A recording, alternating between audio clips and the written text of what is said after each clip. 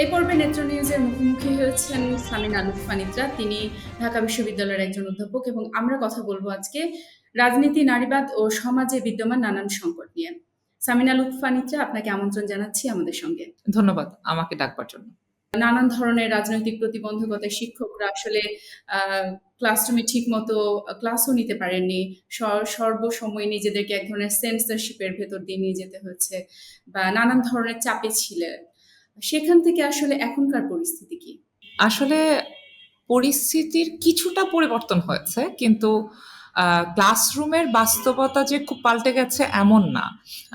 কাদের জন্য না, বিশেষ করে যদি আমরা যেটাকে সত্যিকার অর্থে একাডেমিক ফ্রিডম বলি, সেটা যদি আমরা চিন্তা করি, তাহলে সেই জায়গা থেকে এখনো আমরা এমন অনেক বিষয় নিয়ে পড়াই না বা কথা বলি না, যে বিষয়গুলো সমাজে নানান ধরনের কি বলবো প্রতিক্রিয়া সৃষ্টি করতে পারে। আগে যেমন আপনার যারা ক্ষমতায় ছিলেন, সেই ক্ষমতায় থাকাদের বিরুদ্ধে তেমন কিছু বলা একটু কঠিন ছিল, এবং সেক্ষেত্রে নানান রকম কি বলবো সেলফ সেন্সরশিপের মধ্যে দিয়ে আমাদেরকে কথা বলতে হতো। কিন্তু এখনো ধরেন লিঙ্গ বৈচিত্র্য নিয়ে কথা বলা কঠিন, অনেক ধরনের ধর্ম এবং ধর্মের নানান রকম দিক নিয়ে কথা বলা কঠিন, মুশকিল রয়েছে। তো সেগুলো এখনো চলে যায়নি। তবে ব্যক্তিগতভাবে আমি যেহেতু এই দুটো বিষয়ে নিয়ে আসলে পড়াই না, সুতরাং আমি ক্লাসে পড়াই রাজনীতি নিয়ে, আমি ক্লাসে পড়াই গবেষণা কি করে করতে হয় সেটা নিয়ে। তো সেই অর্থে হয়তো সরাসরি আমাকে সেটা এফেক্ট করে না। কিন্তু আপনাদের নিশ্চয়ই জানা আছে যে ঢাকা বিশ্ববিদ্যালয়ে উন্নয়ন অধ্যয়ন বিভাগের একজন শিক্ষক, তিনি একটি কোর্স পড়ানো ছেড়ে দিয়েছেন, এই কথা বলে যে উনি এই কোর্সটি পড়াতে গেলে শিক্ষার্থীদের ভেতর থেকে যে ধরনের রেসপন্স আসছিল, তাতে তিনি নিরাপত্তার অভাব বোধ করেছেন, সেই জন্য উনি কোর্সটি পড়ানো ছেড়ে দিয়েছেন। এটা নিশ্চয়ই আমাদেরকে, এটা পোস্ট 5th of August। তার মানে আমরা যেরকমটা ভেবেছি যে কথা বলার স্বাধীনতা কিংবা একাডেমিক ফ্রিডম বলতে আসলে যা বুঝি আমরা, সেটা পৌঁছেছি তেমন কিন্তু আমার কাছে মনে হয় না। আর আরো যেটা ঘটেছে 5th of August-এর পরে, সেটা হচ্ছে শিক্ষা প্রতিষ্ঠানগুলোতে যেহেতু এমন ধরনের শিক্ষকরা শিক্ষা প্রতিষ্ঠানগুলোকে দখল করে রেখেছিলেন, যারা একটি বিশেষ দলের হয়েই কথা বলতেন, বিশেষ দলের হয়ে কাজ করতেন, এবং কোনো কোনো ক্ষেত্রে তারা একেবারে দলের ফুড সোলজারের মতো ছিলেন। সুতরাং আপনাদের নিশ্চয়ই মনে আছে, ঢাকা বিশ্ববিদ্যালয়ের 1100 জন শিক্ষক 2018 সালের নির্বাচনের পরদিন আওয়ামী লীগকে এবং তৎকালীন প্রধানমন্ত্রীকে অভিনন্দন জানিয়ে পত্রিকায় বিবৃতি দিয়েছিলেন। সুতরাং এই মানুষগুলো কিন্তু এখনো এখানে এই বিশ্ববিদ্যালয়গুলোর ভেতর আছেন, এবং তারা যেইভাবে মানে পড়াতেন বা যে ধরনের এক ধরনের সংস্কৃতি তৈরি করে রেখেছিলেন, সেই সংস্কৃতিতে আপনি যে কোনো আওয়ামী বয়ানের বাইরে কোনো কথা বলতে গেলে নানান রকম নিবর্তনের শিকার হতে হতো। সেটা শিক্ষার্থীদেরও হতে হতো, শিক্ষকদেরকেও হতে হতো। কারো কারো জন্য জেল জরিমানা পর্যন্ত হয়ে গিয়েছিল, যেরকম আমরা জানি চট্টগ্রামের মাইদুল কিংবা বেগম রোকেয়া বিশ্ববিদ্যালয় সিরাজুম মুনিরা, এদেরকে তো মানে গত আমলে কথা বলার অপরাধে, ফেসবুকে পোস্ট দেওয়ার অপরাধে এদের বিরুদ্ধে মামলা হয়েছে, এরা জেলে গিয়েছেন ইত্যাদি। আবার অন্যদিকে শিক্ষার্থীদের তো ভয়াবহ নিপীড়নের মধ্যে থাকতে হতো। কিন্তু ধরেন এই শিক্ষকরা 5ই আগস্টের পরে যেটা ঘটেছে, এদের অনেকের বিরুদ্ধে বয়কট, অনেকের বিরুদ্ধে নানান রকম সংঘবদ্ধ হয়ে নানান ধরনের শিক্ষার্থীরা তাদেরকে নানান রকম কি বলবো এক ধরনের চাপের মধ্যে ফেলেছেন। সেই সমস্ত কারণেও আমরা বুঝতে পারি যে একটা শিক্ষাঙ্গনের একাডেমিক ফ্রিডম বলতে আমরা যেটাকে বুঝি যে আমি যে বিষয় নিয়ে গবেষণা করতে চাই, সেই বিষয়টা নিয়ে আমি গবেষণা করতে পারি, যে বিষয়টা নিয়ে আমি পড়াতে চাই সেই বিষয়টা নিয়ে আমি ডিসকাস করতে পারি। আমার সাথে আরেকজনের ভিন্ন মত থাকতে পারে, কিন্তু ক্লাস তো ডিসকাশনের জায়গাও বটে, এবং এই ডিসকাশনের যে কি বলবো একটা সুস্থ ডিসকাশনের পরিবেশ, সেই পরিবেশটা কিন্তু রিস্টোরড হয় নাই। সঙ্গেই আমি আপনাকে আরেকটু জিজ্ঞেস করতে চাই যে আপনারা যে একটা শ্রেণীকক্ষে যখন পড়াবেন তখন তো আসলে রাজনীতি নিয়ে কথা বলেন, সমাজ নিয়ে কথা বলেন এবং আপনি একজন সমাজ বিজ্ঞানী। তো সেখান থেকে যখন একজন মানুষ যিনি ভিন্ন যৌন বৈচিত্র্যের বা যার আসলে পরিচয়টা হচ্ছে একটা অন্য কমিউনিটি বা অন্য একটা গোষ্ঠী থেকে এসেছেন, আদিবাসী গোষ্ঠী থেকে এসেছেন, সেক্ষেত্রে এই ব্যালেন্সটা কিভাবে করেন? কারণ যেই রাষ্ট্র নাগরিকের মর্যাদা ঠিক মতো দেয় না, অধিকার ঠিক মতো দেয় না, সেই ছাত্রগুলো বা ছাত্রীগুলো যখন আপনার ক্লাসে আসছে একই সঙ্গে, তখন আপনি কেমন বোধ করেন? একজন শিক্ষক হিসেবে আপনি কি তাদের কাছে সবাইকে সেই সমান ট্রিটমেন্ট, যদি আমি বলি, একইভাবে কি সবাইকে দেখতে পারেন কি? আমি ব্যক্তিগতভাবে সর্বোচ্চ চেষ্টা করি যাতে কারো পরিচয়, সেটা তার রাজনৈতিক পরিচয় হতে পারে, তার লিঙ্গগত, তার জাতিগত পরিচয়, এগুলো ধর্মীয় পরিচয়, এগুলো কখনো আমাকে আলাদা করে খেয়াল করার মতো কোনো বিষয় না। শিক্ষকের পক্ষে এটা একেবারেই অনুচিত। তিনি খাতায় যা লিখছেন, তিনি অ্যাটেন্ডেন্স এবং পার্টিসিপেশনে যা বলছেন, সেখানে তার সাথে তাকে আমার অ্যাসেস করতে হয় বা ইভালুয়েট করতে হয়। এর বাইরে তার কোনো পরিচয় শিক্ষক হিসেবে আমাকে প্রভাবিত করা অনুচিত বলে আমি মনে করি। সেটা আমাকে করেও না ব্যক্তিগতভাবে। কিন্তু হ্যাঁ, মানে আমি যদি একজন আদিবাসী শিক্ষার্থীর কথা বলি, যে তারা যখন ক্লাসে প্রবলভাবে বাঙালি মুসলমান জনগোষ্ঠীর মধ্যে বসে ক্লাস করেন, এবং তখন যখন আমরা এই ধরনের আইডেন্টিটি নিয়ে বা জাতিগত পরিচয়ের কারণে যে ধরনের মানুষ নিপীড়ন বা সহিংসতার শিকার হয়, সেগুলো নিয়ে যখন আমরা পড়াই, তখন আমরা চেষ্টা করি যে, আমি অন্তত চেষ্টা করি যে ক্লাসে ভিন্ন জাতিগত পরিচয়ের মানুষদের মতামতটা শুনতে, তারা কিসের সম্মুখীন হচ্ছেন সেটা জানতে, যাতে করে আসলে যারা আমাদের সংখ্যাগরিষ্ঠদের মধ্যে পড়ি, তারা অনেক সময় ব্লাইন্ড থাকে অন্যান্যদের নিপীড়িত যে লাইফ এক্সপিরিয়েন্স, আমরা যেটাকে বলি, যে জীবনের যে অভিজ্ঞতা, সেটা সম্পর্কে অনেক সময় ব্লাইন্ড থাকে। তার ফলে আমাদের বিভাগে আসলে প্রতিবন্ধী শিক্ষার্থী থেকে শুরু করে সব ধরনের, আমাদের বিশ্ববিদ্যালয়ে যে প্রান্তিক মানুষদের জন্য যে জায়গাগুলো আছে, যে পজিটিভ আমরা বলি অ্যাকশন ডিসক্রিমিনেশন আছে, সেটা কিন্তু আমাদের বিভাগে প্রায় সম্পূর্ণতই মানে চেষ্টা করা হয় যে সেখানে রাখতে। কারণ আমরা তো পড়াই আসলে মানুষের প্রান্তিকতা এবং তার ভালনারেবিলিটির জায়গাগুলো, এবং সমাজবিজ্ঞানের একটা বিরাট অংশ জুড়ে স্ট্র্যাটিফিকেশন, রেসিজম, জেন্ডার, এগুলো পড়তেই হয়। সেক্সুয়ালিটি, কি করে আমরা কমিউনিকেশন করব, কি করে আমরা একটা মানে অনেক বেশি বৈষম্যহীন সমাজের কথা চিন্তা করব, বা কোথায় কোথায় বৈষম্যগুলো মানুষকে পিছিয়ে দেয়, এগুলোই তো আমাদের পড়ানোর বিষয়। সুতরাং সেই অর্থে এগুলোতে আমাদের অনেক বেশি ওপেনলি বলতে হয়। আমি ব্যক্তিগতভাবে কখনো তো ধরেন গত আমলেও শেখ হাসিনাকে নিয়েও কথা বলতে দ্বিধা করি নাই, সো আমার ওই সমস্যাটা আমার হয় না। কিন্তু আমার কাছে মনে হয় যে এখানে পড়ানোর ক্ষেত্রে আমাদের যে মানে অবজেক্টিভ লেন্সটা থাকে, একটা বস্তুনিষ্ঠতার জায়গাটা থাকে, সেটা যদি শিক্ষকরা মেনটেন করেন, খুব বেশি সমস্যা হয় না। আপনার শিক্ষকরা, আমরা জানি যে তাদেরকে পিতা বা মাতার মতন করে দেখা হয়, অভিভাবক, গুরুজন এইভাবে দেখা হয়, এবং সেই শিক্ষার্থীরা যখন আপনার বিরুদ্ধে প্রতিবাদ করে, তখন একজন শিক্ষক হিসেবে আপনার কেমন লাগে? এটা খুব কঠিন একটা প্রশ্ন, কারণ শিক্ষক হিসেবে আমরা কিছু জিনিস তো ক্লাসে বলি, কিছু সাথে কারো দ্বিমত থাকতে পারে, এমনকি আমি এখন যা বলছি সেটা নিয়েও আমার শিক্ষার্থীদের আমার সাথে দ্বিমত থাকতে পারে।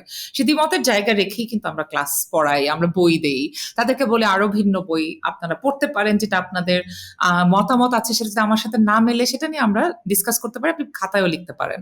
As long as you can prove your point, I will take it. কিন্তু সে কারণে শিক্ষার্থীরা আমাদের সাথে দ্বিমত থাকবেন, ভিন্ন মত থাকবেন, তাতে আমার কোনো অসুবিধা হয় না।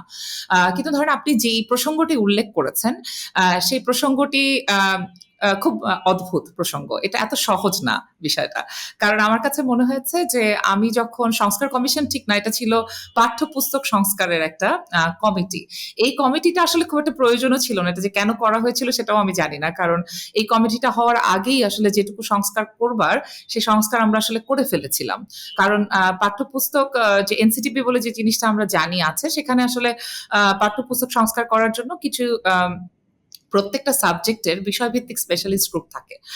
তো আমি যেহেতু সমাজবিজ্ঞানে পিএইচডি ডিগ্রিধারী একজন মানুষ, যিনি 30 বছর ধরে প্রায় সমাজবিজ্ঞান পড়ছি, সুতরাং আমার তো সমাজবিজ্ঞানের এক্সপার্ট হিসেবে যুক্ত হওয়াতে নিশ্চয়ই কারো আপত্তি থাকার কথা না।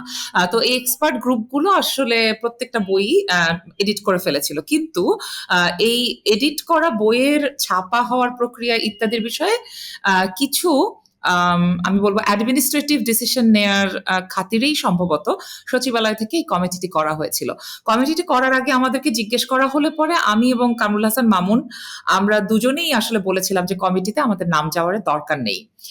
কিন্তু সামহাও এই কমিটিটা হয়ে যায়, এবং তারপরে যেটা ঘটে সেটা হচ্ছে যে একটা বিরাট রেসপন্স, প্রতিক্রিয়া আসে, এবং আসলে আমাদেরকে ঘাড় ধাক্কা দেওয়ার চাইতে পুরো কমিটিটাই বাতিল হয়ে যায়। কারণ আসলে আমি প্রথমেই বলেছি কমিটিটা আসলে দরকারই ছিল না। বাই দ্য টাইম কমিটিটা তৈরি হয়েছিল, কাজ আমরা প্রায় শেষই করে ফেলেছিলাম। সুতরাং সেই অর্থে এটা মেসেজ হিসেবে দেশের জন্য একটা খারাপ মেসেজ ছিল, কারণ বোঝা গেছে যে একটি বিশেষ গ্রুপ কোনো বিষয় প্রতিক্রিয়া দেখালেই যেন ওনারা সেটাতে বক ডাউন করছে। এটা আমাদের সরকারের দুর্বলতাকে খুব পরিষ্কার করে সকলের সামনে নিয়ে আসে।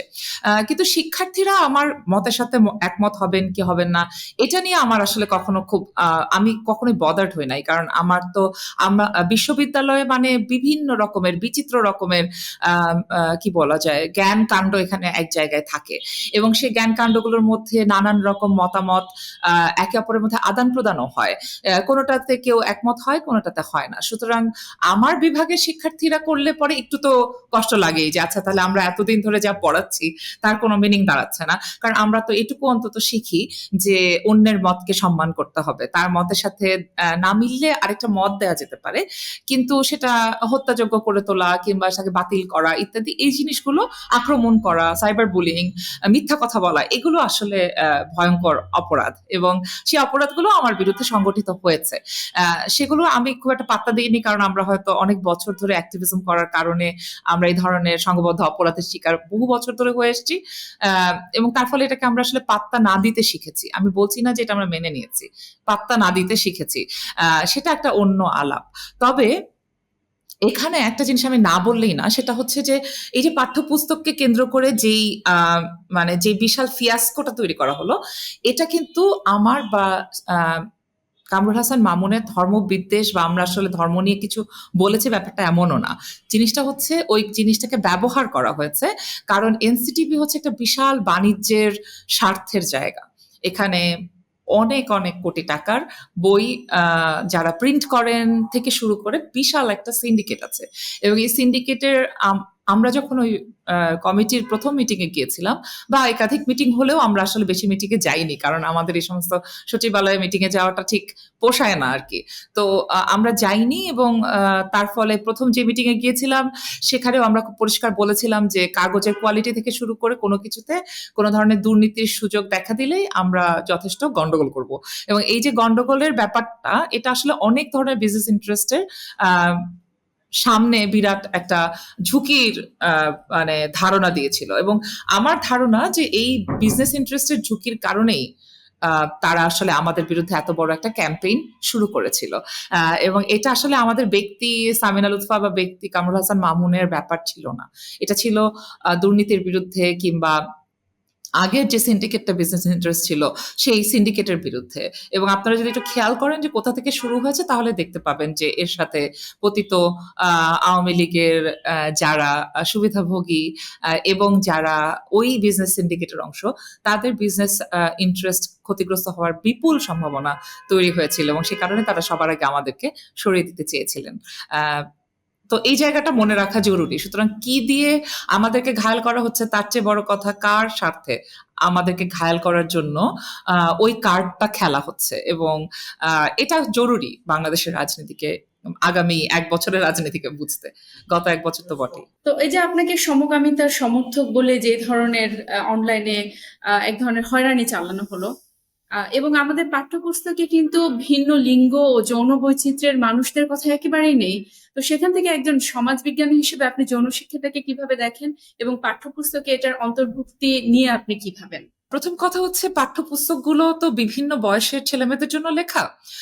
আমি আসলে সমাজ বিজ্ঞানের অংশটুকু বলতে পারি, কিন্তু একজন এই বিষয়ে ঠিক মতামতটা দেওয়ার জন্য একজন এডুকেশন রিসার্চারের মতামত বা তাদের এক্সপার্ট ওপিনিয়নটা বেশি গুরুত্বপূর্ণ হবে।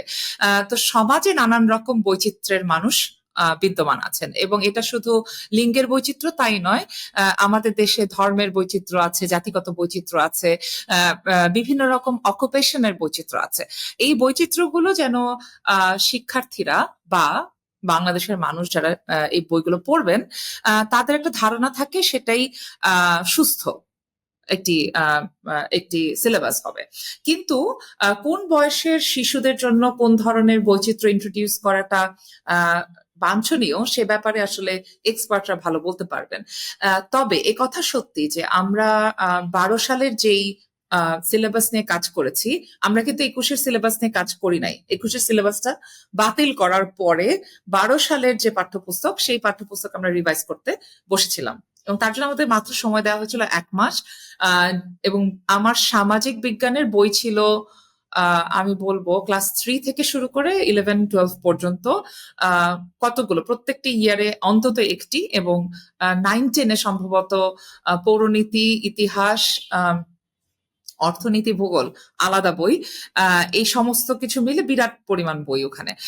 এবং এই বইগুলোর মধ্যে ইতিহাস এবং সমাজ সম্পর্কে ভয়াবহ সব ভুল তথ্যে ঠাসা ছিল এই বইগুলো। সুতরাং এই বইগুলোতে ভুল তথ্যগুলো সরানো আমাদের জন্য প্রথম এবং প্রধান কাজ ছিল। তারপরে রিপ্রেজেন্টেশন নিশ্চিত করা। এক্ষেত্রে বাংলাদেশের সংবিধানে যে ধরনের বৈচিত্র্যের বিষয়ে বলা আছে, এবং সেই বৈচিত্র্যগুলো রিপ্রেজেন্টেড হচ্ছে কিনা সেটা দেখা আমাদের জন্য অন্যতম গুরুত্বপূর্ণ ছিল। দ্বিতীয় আরেকটি বিষয় খুব গুরুত্বপূর্ণ ছিল, সেটা একজন সমাজবিজ্ঞানী এবং অ্যাক্টিভিস্ট হিসেবে আমার কাছে গুরুত্বপূর্ণ ছিল যে ক্ষুদ্র নৃগোষ্ঠী বলে একটি জিনিস আমাদের বইয়ের মধ্যে ইন্ট্রোডিউসড হয়েছিল, যেটা সংবিধানের থেকে এসেছে বলে তারা আমাদেরকে জানান। এবং তাদের এক ধরনের প্রবল বিরোধিতা ছিল, কোনোভাবে আদিবাসী শব্দটি ব্যবহার করা যাবে না, কারণ এটা যেহেতু সংবিধানে নেই, এবং এই ধরনের কোন একটা বোধহয় ওদের পরিপত্র, আদেশ ইত্যাদিও আছে, ইত্যাদির কারণে তখন ক্ষুদ্র জাতিগোষ্ঠী, ক্ষুদ্র নৃগোষ্ঠী এগুলো না বলে এই ডিরোগেটরি শব্দটিকে ব্যবহার না করে কি করে আমরা আমাদের নৃগোষ্ঠীগুলোর নিজস্ব বৈশিষ্ট্য যতদূর সম্ভব তাদের সম্মান এবং মর্যাদা দিয়েই আমরা ওই বইয়ের মধ্যে আনতে পারি, সেটা ছিল একটা আমাদের জন্য খুব গুরুত্বপূর্ণ কাজ। সে কাজটি আমি মনে করি আমরা সর্বোচ্চভাবে করার চেষ্টা করেছি, এবং এটা আমি একা না, আমাদের পুরো টিম এটা করেছে। ইতিহাসের কিছু ভুল তথ্য ছিল, সেই জায়গায় আর্কিওলজিক্যাল এভিডেন্স ব্যবহার করে সেই তথ্যগুলোকে বাদ দেয়া, কিংবা ভূগোল বা ইকোনমিক্সে এক ধরনের নিউলিবারাল ইকোনমিক ধারণাকেই একমাত্র এবং সবচাইতে বেশি স্বতঃসিদ্ধ বলে মানে প্রমাণ করার এক ধরনের টোন আছে বইগুলোর মধ্যে।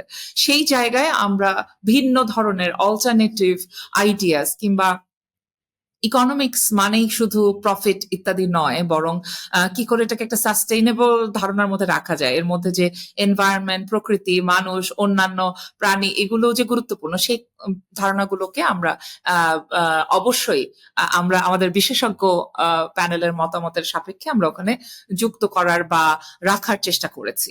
এছাড়া ধরেন ভূগোল এবং রাজনীতি বিজ্ঞান, এই সমস্ত জায়গায় অনেক ধরনের পুরনো ধারণা যেগুলো হয়তো এখনকার লেটেস্ট রিসার্চে আর এটাকে এখন আর আমরা ধরতে পারি না। সমাজ, পরিবার ইত্যাদি নিয়ে অনেক পুরনো ধরনের ধারণা এই বইগুলোতে ছিল, যেগুলোকে আমরা রিমুভ করেছি।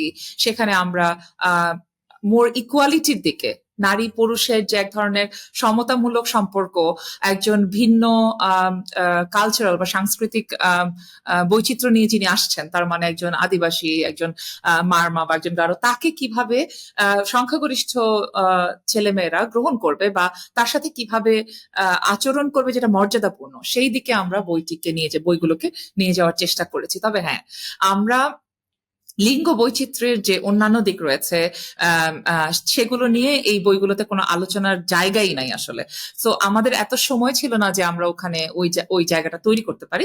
আমি আশা করব যে সামনে যখন আবার আমরা জানি যে নতুন শিক্ষাক্রম আসছে, এবং এই নতুন শিক্ষাক্রমে নিশ্চয়ই আমরা এই বাংলাদেশকে যে বৈষম্যহীন এবং অন্তর্ভুক্তিমূলক বাংলাদেশ করবার কথা বলে, কিংবা একটা স্লোগান সামনে নিয়ে, কিংবা এক ধরনের ট্রোপ ব্যবহার করে আমরা রাজনীতি করছি, সেই রাজনীতিটার আসল যে মর্মবাণীটা, তার মানে আসল অন্তর্ভুক্তির জন্য বিচিত্র রকমের মানুষ এই পৃথিবীতে আছে, সমাজে রয়েছেন, এবং তারা এটা কোনো ওয়েস্টার্ন কনসেপ্টও না। বাংলাদেশের সমাজে কিংবা এই সাউথ এশিয়ার সমাজে সবসময়ই বিভিন্ন লিঙ্গ বৈচিত্র্যের মানুষের অ্যাক্সেস ছিল, অ্যাকসেপ্টেন্স ছিল, তাদেরকে তাদের মতো মর্যাদা দিয়ে রাখা হতো। সেটাকে নষ্ট করে তারপরে এটা একটা ওয়েস্টার্ন কনসেপ্ট এগুলো বলাও খুবই, এটাও একটা রাজনীতিরই অংশ। এই রাজনীতিটাকেও বুঝতে হবে। এবং আমার মনে হয় যে এই জায়গাটা যেদিন আমরা পৌঁছাতে পারবো, সেদিন আমরা বুঝতে পারবো যে আসলে একটা সত্যিকারের অন্তর্ভুক্তিমূলক রাষ্ট্রের দিকে, ম্যাচিওর্ড একটা রাষ্ট্রের দিকে আমাদের সমাজ এগিয়ে যেতে শুরু করেছে, এবং এই জায়গাগুলো আসলে অন্তর্ভুক্ত হওয়া প্রয়োজন। আপনি যেগুলোর কথা বলছেন, যৌনশিক্ষা কিংবা, এগুলো অবশ্যই খুব জরুরি জিনিস। আদিবাসীদের ক্ষুদ্র নৃগোষ্ঠী বলে যে পরিচয় করে দেওয়ার প্রবণতা রাষ্ট্রের বা এমনকি রাষ্ট্রের সকল পর্যায়ে, তো সেখান থেকে একজন শিক্ষক হিসেবে আপনি আপনার শ্রেণীকক্ষে আদিবাসী শিক্ষার্থীদেরকে আসলে কি নামে ডাকেন? তাদেরকে কি আদিবাসী বলে? আদিবাসী শিক্ষার্থীই বলি, আচ্ছা। আদিবাসীই বলি। অথবা যদি তারা বলতে চান, যে তারা যদি কেউ আমাকে কখনো জানিয়ে থাকেন যে তারা তার নৃগোষ্ঠীর নামে পরিচিত হতে চান, তাহলে তার নৃগোষ্ঠীর নামই বলি। সেক্ষেত্রে কি আপনাকে কোনো ধরনের জটিলতার মুখোমুখি কখনো পড়তে হয়েছে বা চাপে পড়তে হয়েছে? এখনো হয়নি, এখনো হয়নি, না। আচ্ছা, কিন্তু এই যে এখন এই যে পাঠ্যপুস্তকে আপনাকে বললাম, এই জন্য হতে পারি। আচ্ছা, আপনি বলছিলেন যে পাঠ্যপুস্তকে সংস্কার করে আপনারা যে বলছিলেন এই ক্ষুদ্র নৃগোষ্ঠী শব্দটি সরিয়ে আদিবাসী বলে সম্বোধন করার যে চেষ্টাটা করেছিলেন, সেটা দিকে আসলে সফল হয়েছেন? মানে রাষ্ট্র কি আসলে আপনাদের সেই সুপারিশটি গ্রহণ করেছে কিনা? না, করেনি। করেনি। আচ্ছা। পরবর্তীতে আমরা এটাকে সার্কামভেন্ট করেছি, কারণ আমরা তো অনেক বছর ধরে এইগুলো নিয়ে আন্দোলন সংগ্রাম করে এসেছি। সুতরাং আমরা সার্কামভেন্ট করেছি, যে আমরা চেষ্টা করেছি প্রতিটি নৃগোষ্ঠীর নিজের নামে তাদেরকে পরিচয় করিয়ে দিতে, এবং ভিন্ন জাতিসত্তা বলা হয়েছে, নৃগোষ্ঠী বলা হয়েছে, কিন্তু কোনোভাবে ক্ষুদ্র এই শব্দটি আর রাখিনি। এইটা থেকে আমরা বইটাকে মুক্ত করার চেষ্টা করেছি। আলটিমেটলি সবগুলো জায়গায় পুরো রিভিশনটা হয়েছে এই বিষয়ে আমি অবশ্য আপনাদেরকে গ্যারান্টি দিতে পারবো না, কারণ ততদিনে এই কাজটি নিয়ে এত ধরনের গন্ডগোল হয়েছে যে তারপরে আমি আসলে খুব বেশি মনোযোগ দেই নাই বইগুলোর ফাইনাল আউটকামের ক্ষেত্রে। কখনো কি আপনার এই ভিন্ন ভিন্ন যে পরিচয়গুলো রয়েছে সেগুলোর সঙ্গে কোনো সংঘর্ষ তৈরি হয় কিনা, বা কেউ কি আপনাকে এই কোথাও এখানে যাওয়া যাবে না বা এটা করলে আপনার অন্য একটা সত্তা ক্ষতিগ্রস্ত হবে, এ ধরনের কোনো চাপের মুখে পড়েছেন কিনা? না, চাপটা যা সেটা নিজের ভেতরে, বাইরের কেউ কখনো বলে না। তবে হ্যাঁ, পরিবার তো একটা চাপ দেয় যে ধরেন এত বেশি কেন যেতে হবে, কারণ অনেক বেশি আক্রমণ হয় তো। তার ফলে পরিবার তো একটু সতর্ক করে, সতর্ক থাকতে চায়। এইসব ছাড়া আমার ওরকম, আসলে যেটা হয় ধরেন আমরা যখন এই যে আন্দোলনে ছিলাম, কিংবা ধরেন 18 আন্দোলন, সেটা নিরাপদ সড়ক, কোটা সংস্কার, যাবতীয় আন্দোলনে তো সামনে থেকেছি। তার ফলে কিন্তু প্রবলভাবে আমাদের প্রফেশনাল জীবনে আমরা ক্ষতির সম্মুখীন হয়েছি। আমি প্রায় পুরো প্রফেশনাল লাইফেই আমার শিক্ষকতা, বিশ্ববিদ্যালয়ের শিক্ষকতার কিন্তু এটা 24তম বছর। এবং আমাকে কিন্তু হাইকোর্টে কেস করে তারপরে আমাকে প্রফেসর পদে পদোন্নতি পেতে হয়েছে, এবং এটা হচ্ছে যে মানে চরম ধরনের প্রশাসনিক জটিলতা তৈরি করে রাখা হতো আমরা যারা আন্দোলন করতাম তাদের বিরুদ্ধে। এখন এই জিনিসগুলো হচ্ছে ধরেন আগের রেজিমের একটা, কি বলবো, এটা তাদের একটা টুল ছিল। শুধু যে তারা আপনাকে সরাসরি মারপিট করবে, কিংবা ধরেন আপনার নামে কেস করে দিবে, ব্যাপারটা এরকম না। যেমন আমি যখন তোবার আন্দোলনে গিয়েছিলাম 2014 সালে, তখন তো আমি পুলিশের এবং ওদের গুন্ডাদেরও মার খেয়েছি।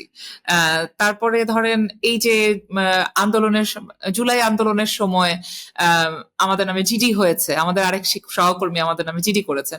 এগুলো তো ডেফিনেটলি চাপ, কিন্তু আমরা পাত্তা দেই নাই আর কি। আপনি অক্সফোর্ড ইউনিভার্সিটিতে পড়েছেন, আপনি লেহাইয়ে পড়েছেন, এবং তারপরে এখন দেখি এমনকি প্রান্তিক একজন নারীও যখন আক্রমণের শিকার হন, সেখানে আপনি ছুটে যান। আম, সেটা আপনি কিভাবে করেন? আপনি কি সেখানে তখন একজন সমাজবিজ্ঞানী, একজন নারী অধিকার কর্মী হিসেবে সেখানে যান, নাকি সেখানে কোনো রিসার্চের বা গবেষণার মানসিকতা থেকে যান, নাকি নেহাতি একজন নারী আরেকজন নারীর পাশে দাঁড়াচ্ছেন সেই জায়গাটা থেকে যাচ্ছেন?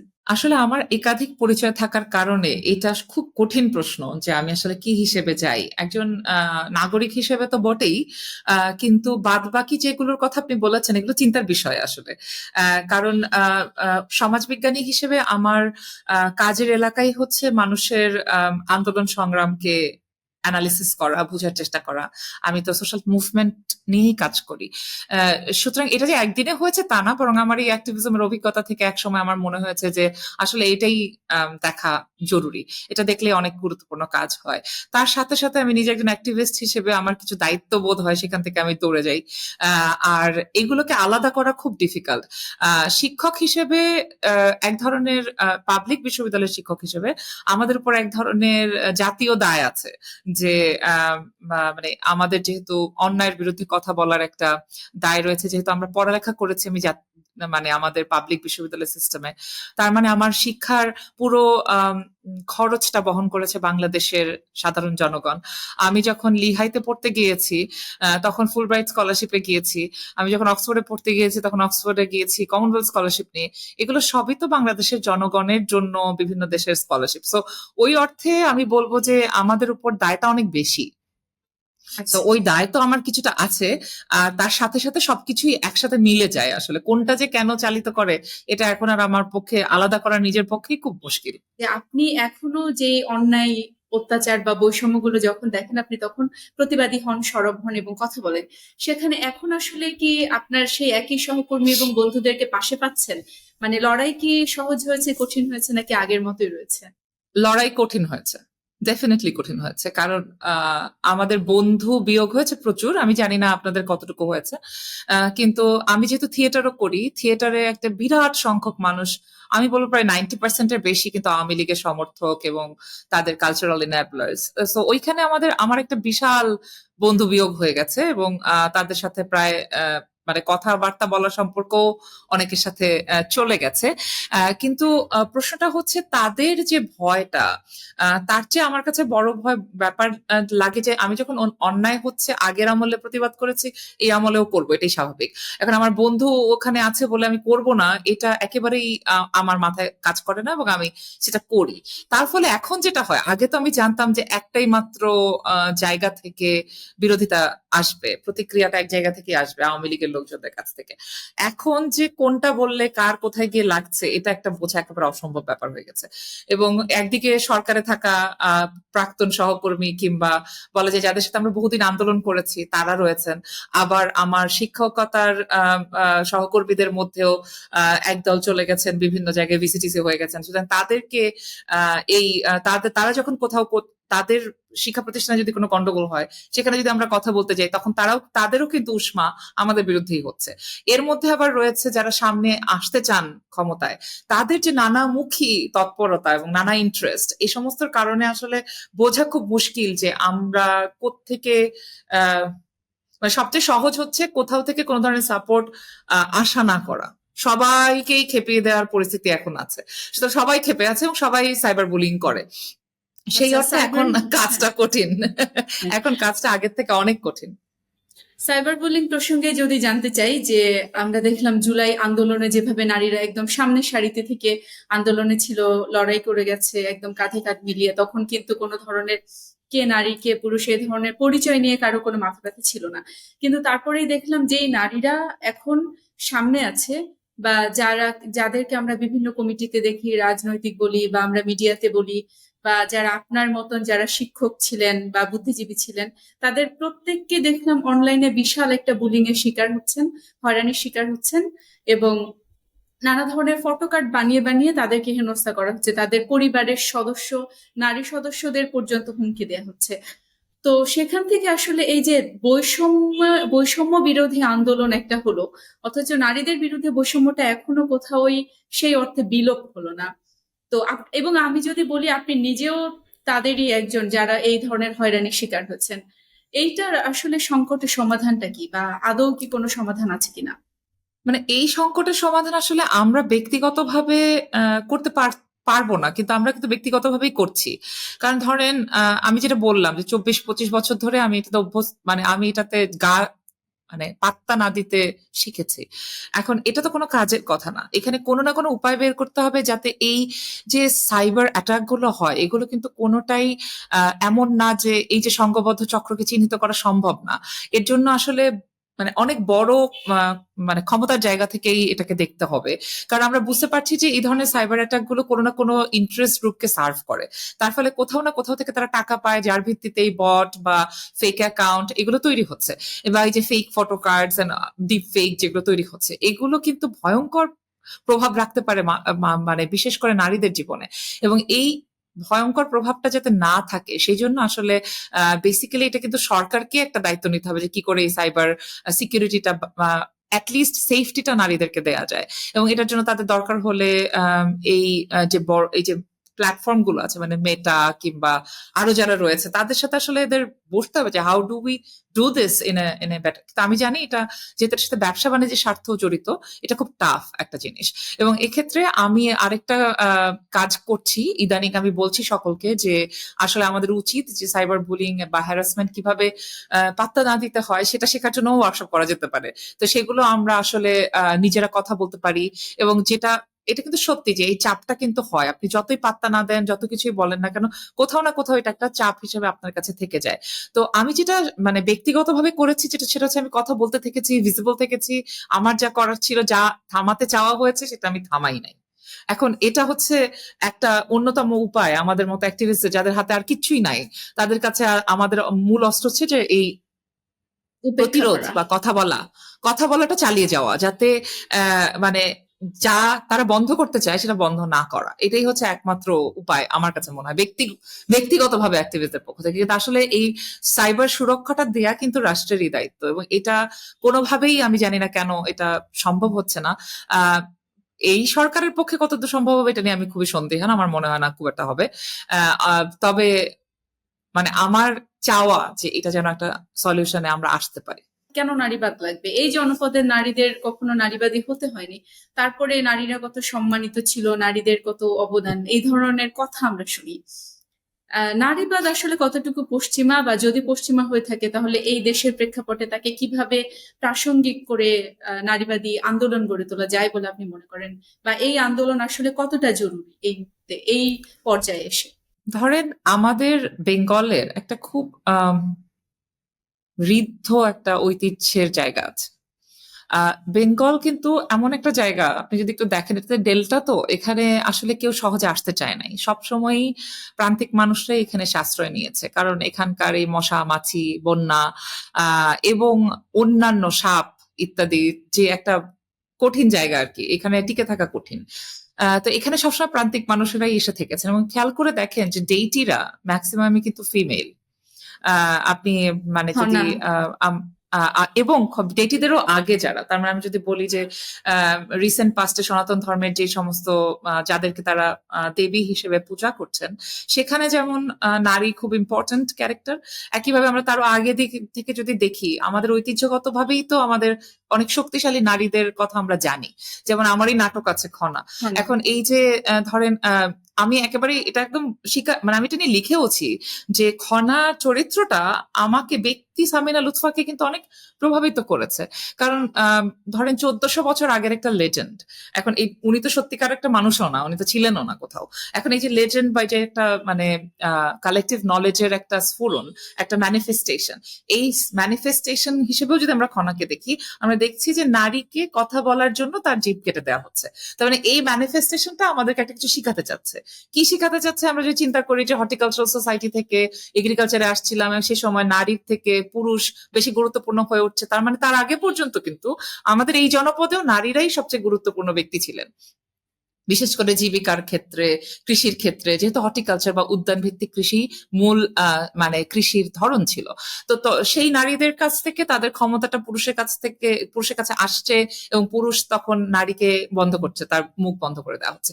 এই যে হিস্টোরিক্যাল যে যাত্রাটা আছে, সেখানে কিন্তু আমাদের শক্ত মানে খুবই নেতৃত্ব দানকারী নারীদের আহ চরিত্র আমাদের আশেপাশে ছড়িয়ে ছিটিয়ে আছে।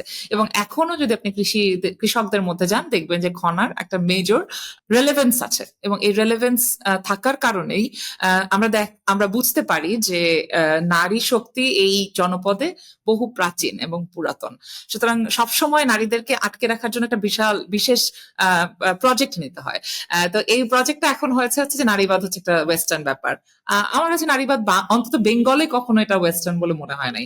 বেঙ্গলের নারীরা সবসময়ই খুবই শক্তিশালী চরিত্র নিয়ে আবির্ভূত হয়েছেন, কারণ বেঙ্গলে এমনিতেই প্রান্তিক মানুষের বসবাস, এবং সেই প্রান্তিকদের মধ্যে প্রান্তিকতম হচ্ছে নারীরা। এবং খেয়াল করলে দেখবেন যে কৃষির প্রায় ৮০% কাজ নারীরা করলেও তারা নিজেদেরকে কৃষক হিসেবে মানে স্বীকারও করেন না, নিজেরাও করেন না। একাধিক কৃষি বিষয়ক গবেষণায় দেখা গেছে যে নারীরা নিজেদেরকে সহায়ক বলে দাবি করেন, এবং তারা নিজেদেরকে দাবিই করেন না যে তারা কৃষক, অথচ কৃষির 80% কাজ ওনারা করছেন। এবং এটা বিভিন্ন রকম মানে কৃষিজীবী কমিউনিটির মধ্যে রিসার্চে দেখা গেছে। তো এই যে মানে এক তো আছে যে এনজিওর মাধ্যমে বাহিত হয়ে যেই ধরা যাক উইমেন্স এম্পাওয়ারমেন্টের যে ধারণা, কিংবা ক্লাইমেট চেঞ্জের অ্যাডাপ্টেশনে মেয়েদেরকে ব্যবহার করার যে ধারণা, এই ধারণার সাথে মানে এই ধারণাটাকে ওয়েস্টার্ন বলে চিহ্নিত করার কারণ আছে এবং যৌক্তিকতাও আছে। কিন্তু এই ধারণাটা ছাড়াও তো এই বেঙ্গলে নারীর নিজস্ব শক্তির, নিজস্ব লড়াইয়ের বহু ইতিহাস আছে। আপনি দেখেন টঙ্ক বিদ্রোহের দিকে তাকান, আপনি সেখানেও কিন্তু নারীদেরকে পাচ্ছেন সবচেয়ে গুরুত্বপূর্ণ ভূমিকায়।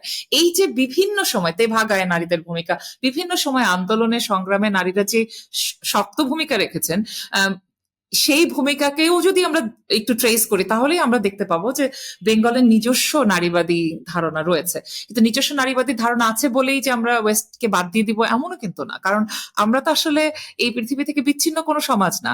আমরা কিন্তু গ্লোবালি কানেক্টেড, এবং সেখানে গ্লোবাল কিছু বেসিক মিনিমাম স্ট্যান্ডার্ড আমাদেরকে কিন্তু ফলো করতে হয়, না হলে কিন্তু সেটারও এক ধরনের প্রতিক্রিয়া কিন্তু দেখা যেতে পারে। যেখানে আমরা এগিয়ে গিয়েছিলাম, যেগুলো আমরা বেসিক স্ট্যান্ডার্ড আমরা টিক চিহ্ন দিয়েছিলাম, সেখান থেকে আমরা পিছিয়ে যাব কেন? এবং সেই পিছিয়ে যাবো কেন এটা বলার জন্য যদি আমাকে কেউ ওয়েস্টার্ন নারীবাদী বলুক, আমার কিছু আসে যায় না। কিন্তু প্রশ্নটা হচ্ছে, যখন এটা অধিকারের প্রশ্ন, যখন এটা মানুষের মানবিক অধিকারের সমান মর্যাদার প্রশ্ন, তখন এটা ওয়েস্টার্ন না চাপ থেকে আসছে, it's not important. What is important is আমি মানুষ হিসেবে ভিন্ন আইডেন্টিটির বা ভিন্ন পরিচয়ের হওয়ার কারণে আমাকে কোনো জায়গা থেকে আটকে রাখা হচ্ছে কিনা, বৈষম্য করা হচ্ছে কিনা। তাহলে এই বৈষম্য যদি আমি বিলোপ চাই, তাহলে তো পুরো আইডিয়াটাই তাহলে ওয়েস্টার্ন। তাহলে সেই ওয়েস্টার্ন আইডিয়া নিয়ে চলতে পারলে আমরা নারীর বিষয়ে কেন আমরা এই একই কথা বলতে পারছি আপনার না? কাছে আমার একটি বিশেষ প্রশ্ন, যে দেশে এই মুহূর্তে নারীবাদ ছাড়া আর কি পশ্চিমা কোনো সংস্কৃতি বা পশ্চিমা আর কোনো কিছু কি আছে কিনা? অবশ্যই সংখ্যাগরিষ্ঠের যে ধর্ম, সেটাও তো পশ্চিম থেকেই এসেছে। এখন সেটা কতদূর পশ্চিম, কোনটা পশ্চিম আর কোনটা পশ্চিম না, সেগুলো নিয়ে নিশ্চয়ই তর্ক বিতর্ক করা যেতে পারে। আপনার চুপ থাকা মানে কি আপনি যখন শুধুমাত্র সুস্থ নেই তখনই আপনি চুপ থাকেন? এছাড়া আপনি যতক্ষণ আপনার নিজের সজ্ঞানে থাকেন এবং যতক্ষণ পর্যন্ত আপনার শরীরে শক্তি থাকে, ততক্ষণ পর্যন্ত আপনি মাঠে থাকেন, কখনো কি ক্লান্ত লাগে আপনার? হ্যাঁ, ক্লান্ত লাগে। বিশেষ করে ক্লান্ত লাগে হচ্ছে ইদানিং বেশি লাগছে, কারণ মনে হচ্ছে যে আমরা একই জঞ্জাল খালি সরিয়ে যাওয়ার চেষ্টা করে যাচ্ছি, সংখ্যা কমে যাচ্ছে। এবং মানে একটা ভয় আছে অনেক মানুষের, যেহেতু তারা হয়তো কখনো ওই রেজিমের সাপোর্টার ছিলেন, তারপর তারা কথা বলতে চান না, এরকম অনেক কিছু হতে পারে। এমনকি আমরা যাদেরকে সাথে ভাবতাম যে যারা অন্তত মানবাধিকারের প্রশ্নে বা গণতন্ত্র এবং মত প্রকাশের স্বাধীনতার প্রশ্নে আমাদের সাথে একমত হবেন বলে ভাবতাম, তারাও আসলে দেখি যে একমত হন না। কেউ কেউ আছেন এই জুলাইয়ের পুরো হত্যাকাণ্ডকে অস্বীকার করেন, তাদের সাথে কথা বলতে পারা যায় না, ইত্যাদি ইত্যাদি। এগুলোর কারণে ক্লান্ত লাগে বটে। তবে এটাও সত্যি যে আমি আসলে এই মুহূর্তে যতটুকু বলতে চাই সবসময় যে পারি তা না। আপনি যেটা বলছেন যে আমি শুধু অসুস্থ থাকি তাই না, মানে আমাদের বিভাগে প্রচন্ড চাপ আছে। মানে ঢাকা বিশ্ববিদ্যালয়ের সবচেয়ে বড় বিভাগ, সবচেয়ে কম শিক্ষক নিয়ে আমরা চালাচ্ছি। তার ফলে খাতা দেখা, ক্লাস মানে পরীক্ষা, অস্থির অবস্থা। সেটার কারণে অনেক সময় আসলে ফেসবুকে আমি ঢুকতেও পারি না, অনেক কিছুতে একটু দেরি হয়ে যায়। এটা মানে অনিচ্ছাকৃত, আসলে ইচ্ছাকৃতই, কারণ আসলে আমার তো ওইটা আগের কাজ, ওটা শেষ না করে করাটা অনুচিত হয় আর কি। সেই জন্য ওইটা একটা চাপ থাকে। সে কারণে হয়তো অনেক সময়, কারণ আগের তুলনায় অসম্ভব বেশি চাপে আছি আমরা। কারণ আমাদের বিভাগে 6 জন শিক্ষককে বয়কট করেছে শিক্ষার্থীরা এই জুলাইয়ের ভূমিকার কারণে। আবার অনেকে পদবি পেয়ে বাইরে চলে গেছেন। সুতরাং এই সমস্ত ঘটনার কারণে আমরা সবচেয়ে বেশি চাপে থাকা বিভাগ হচ্ছে সমাজবিজ্ঞান। এখানে যেমন নেতা বেশি, সব দলেরই নেতা বেশি, সেই কারণে আমাদের মানে বিপদও অনেক বেশি। ছাত্রও বেশি, সব মিলে আমরা একটু ওই কারণেও হতে পারে অনেক সময় যে তাৎক্ষণিকভাবে প্রতিক্রিয়া দেখানো সম্ভব হচ্ছে না ইদানিং। খুবই স্বাভাবিক। কিন্তু যখন আপনাকে অনলাইনে অফলাইনে কেউ পাচ্ছে না, তখন কি নানান ধরনের ট্যাগিং করা হয়, বা তখন কি ভুল বোঝার হ্যাঁ, কোনো সুযোগ কখন তৈরি হয়তো হয়েছে মানে কিনা? আমি ইউনিভার্সিটি টিচার্স নেটওয়ার্ক গ্রুপে এসেছে কথাটা যে আমাদেরকে বারবার বলা হচ্ছে আমরা নাকি ক্ষমতায় চলে গেছি, ক্ষমতার স্বাদ পেয়ে আমরা এখন আর সবকিছু নিয়ে কথা বলি না। কিন্তু ধরেন একটা বিষয়ে প্রতিক্রিয়া দেওয়ার জন্য তো আমাদের একটু অপেক্ষা করতে হয় যে আসলে আমাদের একটা খুব ভ্যারিড নেটওয়ার্ক, সারা বাংলাদেশে বিস্তৃত, সকলেই কিন্তু আমাদের মতো ব্যস্ত তাদের নিজেদের প্রফেশনাল লাইফ নিয়ে। সুতরাং জুলাইয়ে যেরকম সব বন্ধ ছিল, এখন তার বন্ধ না, সব খোলা। সুতরাং সবাইকে সবসময় পাওয়া যায় না এবং সকলের মতামত ছাড়া আমরা কাজ করতে পারি না। একটা ডেমোক্রেটিক ওয়েতে আমাদের করতে হয়, আমাদের একটা বিবৃতি ড্রাফট করতে হয়, সেটা সবার মতামতের জন্য রাখতে হয়, তারপরে আমরা সেটা দিতে পারি। সো সেই কারণে দেরি হয়, এবং সেই দেরি হওয়াটাকেও খুবই ট্যাগ করা হয়, বলা হচ্ছে আমরা ক্ষমতার স্বাদ পেয়ে এখন আর এরকম বলছি না। এটা সত্যি না। কিন্তু এবং আমরা দেখেছি যে 5ই আগস্ট থেকে আমরা প্রেস কনফারেন্স করে যাচ্ছি। 5ই আগস্ট প্রেস কনফারেন্স করেছি, 6 আগস্ট সম্ভবত আমরা একটা মিছিল এবং সমাবেশ করেছিলাম ভাঙচুরের বিরুদ্ধে। মানে 8 আগস্ট, 10 আগস্ট, মানে অগাস্ট মাসেই মনে হয় আমাদের 4-5টা ইভেন্ট আছে যেগুলো আমরা করেছি। বিবৃতি দিয়েছি অগাস্ট সেপ্টেম্বরে অন্তত 10-12টা, বিভিন্ন জায়গায় এই সমস্ত হামলা ভাঙচুর এগুলোর বিরুদ্ধে, নিরাপত্তা দেওয়ার জন্য নানান কারণে। এবং এই আমি আজকে এটা আসার আগে খেয়াল করছিলাম যে এটা নিয়ে আলোচনা হচ্ছিল যে আমরা 5ই আগস্ট থেকে শুরু করে এ পর্যন্ত কতগুলো বিবৃতি দিয়েছি, কতগুলো ইভেন্ট করেছি, মানে প্রতিবাদ ইভেন্ট করেছি, সেগুলোর একটা লিস্ট করে আসলে আমরা ফেসবুকে দিব ভাবছি যে মানুষ যখন দেখতে চায় না তখন এরকমই হয়, মানে তারা আমরা যে এত সরব আছে তারপরেও তারা দেখতে চায় না, কারণ তাদের মতো করে বলছি না তো। তাদের মতো করে না বললেই তারা ট্যাগ দিতে থাকেন। এখন আমরা তো আমাদের মতোই বলবো, আগেও যেরকম বলেছি এখনো যেরকম বলবো, এটাই আমাদের পজিশন। আপনার কাছে আমি শেষ প্রশ্ন করতে চাই। আপনি একজন সমাজবিজ্ঞানী, সেখান থেকে জানতে চাই যে বাংলাদেশের সামাজিক যে পরিস্থিতি এখন বিরাজ করছে, সেটাকে আপনি কিভাবে দেখেন, এবং যদি মনে করেন এই সামাজিক পরিস্থিতি পাল্টানো প্রয়োজন নেই বা কখনো পাল্টাবে না, সেক্ষেত্রে আসলে ভবিষ্যৎ আমাদের জন্য কি নিয়ে অপেক্ষা করছে? আমি একটা জিনিস মনে করি যে বাংলাদেশে আমরা জুলাই অভ্যুত্থানের শেষ দিকে আমাদের জুলাই প্রজন্ম যে কথাগুলো লিখছিল রাস্তায়, মেট্রো রেলের পিলারের মধ্যে, সেগুলো আসলে বাংলাদেশের অন্তরের কথা। এবং এগুলো কেউ শিখিয়ে দিয়েছিল বলে লিখছিল, অমুক মাস্টারমাইন্ড বলে দিয়েছিল বলে লিখছিল, কিংবা অমুক ছাত্র সংগঠনের সদস্য বলে লিখছিল, এগুলো আমি বিশ্বাস করি না। আমার কথা হচ্ছে বাংলাদেশের মানুষের নিজস্ব একটা আত্মা আছে, এবং সেই আত্মার মধ্যে আহ এক ধরনের সহমর্মিতা, সহিষ্ণুতা, এগুলো সবসময় ছিল। এই যে যেটা এসেছে আহ পশ্চিম থেকে এসেছে, সেটা যেরকম রেমিটেন্স, সেই রেমিটেন্সের সাথে সাথে কিছু মূল্যবোধ এসেছে, এবং এই মূল্যবোধের জায়গায় অসহিষ্ণুতার জায়গাটা অনেক ধরনের বেড়ে গেছে। এবং এই অসহিষ্ণুতাটা আসলে আমাদের নয়, আমাদেরটা হচ্ছে সহিষ্ণুতা, আমাদেরটা হচ্ছে সহাবস্থান, মর্যাদাপূর্ণ সহাবস্থান। এই জায়গাটা আমার কাছে মনে হয় বাংলাদেশের সাইলেন্ট মেজরিটি ওইখানে। এবং আমরা জানি যে তরুণ প্রজন্ম একটা মেজর অংশ আছে, এবং এই তরুণ প্রজন্ম সকলে কিন্তু এনসিপি বা শিবির বা ছাত্র দলের রাজনীতি করছে না। তারা কিন্তু অনেকেই আছে যারা কিছু বলছে না, পড়ালেখা করছে, তাদের ক্যারিয়ার রেডি করার চেষ্টা করছে। কিন্তু এই তরুণ প্রজন্ম যেই ধরনের বাংলাদেশ, যে ধরনের সহাবস্থানের বাংলাদেশ আমাদেরকে জুলাইয়ের শেষ দিকে দেখিয়েছে, সেই তরুণরা এই সমাজে আছে বলে আমি মনে করি, এবং সেই তরুণরা এই সমাজের ইতিবাচক পরিবর্তন করতে সক্ষম যদি আমাদের রাজনৈতিক দলগুলো এবং আমাদের এখন যারা সরকারে আছেন তারা যদি আরেকটু দায়িত্বশীল আচরণ করেন। কিন্তু তাদের দায়িত্ব, তারা যদি দায়িত্বশীল আচরণ নাও করেন, এরা যে নাই হয়ে যাবে তা তো না। কিন্তু আমি মনে করি এদের মধ্যে ফ্রাস্ট্রেশন আসতে পারে, এরা হতোদ্যম হয়ে যেতে পারেন। সেইখানে আমি সবসময় মনে করি যে আমাদের বলতে থাকা প্রয়োজন, আমাদের সাংবাদিকদের, আমাদের শিক্ষকদের, আমাদের নাগরিকদের সবসময় বলতে থাকা প্রয়োজন যে আমরা টের পাই এই যে বাংলাদেশের নারীর যে মূল আহ কি বলবো, মূল যে স্পন্দন সেটা হচ্ছে সহাবস্থানের, সেটা হচ্ছে মর্যাদার, পারস্পরিক মিথস্ক্রিয়ার, এবং এই জায়গাটা টিকে থাকবে বলেই আমি মনে করি। এবং সমাজ পরিবর্তন একদিনে হয় না, বৈপ্লবিক পরিবর্তন ঘটার মতো কিছু আসেনি, কিন্তু সমাজ ধীরে ধীরেই সবসময় পরিবর্তন হতে থাকে। আমি যেটা একটু আগে বলেছি, সেই পরিবর্তন কিন্তু গ্লোবালিও কানেক্টেড। সো আমরা যদি ভাবি যে আমরা একা একা এটা করে ফেলবো ওটা করে ফেলবো, ব্যাপারটা কিন্তু এত সহজ না। এটার একটা গ্লোবাল ইমপ্লিকেশন আছে এবং গ্লোবাল একটা ইম্প্যাক্টও আছে আমাদের উপরে। সেগুলো চিন্তা করেই আমার কাছে মনে হয় বাংলাদেশের তরুণরা আসলে অনেক কিছু করতে পারেন, এবং তারা পজিটিভলি বাংলাদেশকে চেঞ্জ করতে পারেন যদি তারা চান। তাদেরকে ওই জায়গায় মোটিভেটেড রাখাটাই আমাদের মতো সিনিয়রদের দায়িত্ব। আপনাকে অসংখ্য ধন্যবাদ আমাদের সঙ্গে যোগ দেওয়ার জন্য এবং আপনার ব্যক্তিগত, রাজনৈতিক এবং সামাজিক যে কাজগুলো করেন সেগুলো নিয়ে আমাদের সঙ্গে আলোচনা করার জন্য। দর্শক, এই ছিল আমাদের আজকের পর্বে। আমাদের আগামী পর্ব দেখার আমন্ত্রণ রইল।